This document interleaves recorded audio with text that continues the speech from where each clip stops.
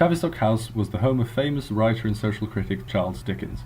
In 1824, at the age of 12, Dickens worked in a blacking factory. He worked 10-hour shifts for what would only be £12.50 in today's currency. The harsh working conditions had a significant psychological impact on him. Describing his trauma in his diary, Dickens writes, "The deep remembrance of the sense I had of being utterly neglected and hopeless."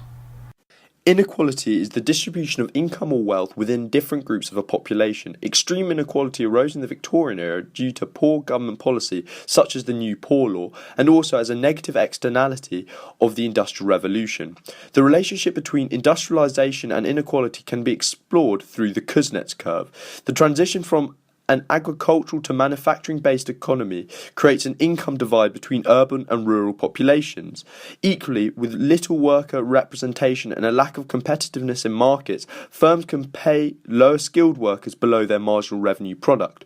As a result, owners of capital receiving a higher dividend see their incomes increase faster than their employees, leading to a rise in income inequality.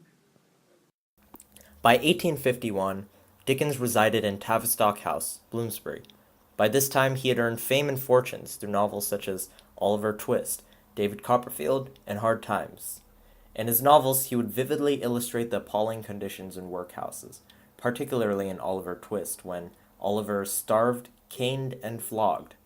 Ruth Richardson, professor at Hong Kong University, believes that this novel was in retaliation to the New Poor Law, which reduced government spending on property, helped establish workhouses, and led to a deterioration in the standards of living for many. Dickens' own belief was that nothing effectual can be done for the elevation of the poor in England until their dwelling places are made decent and wholesome. His novels and other social commentary indirectly contributes to decline and abolition of the poor law, as other sources of assistance were made available, such as trade unions.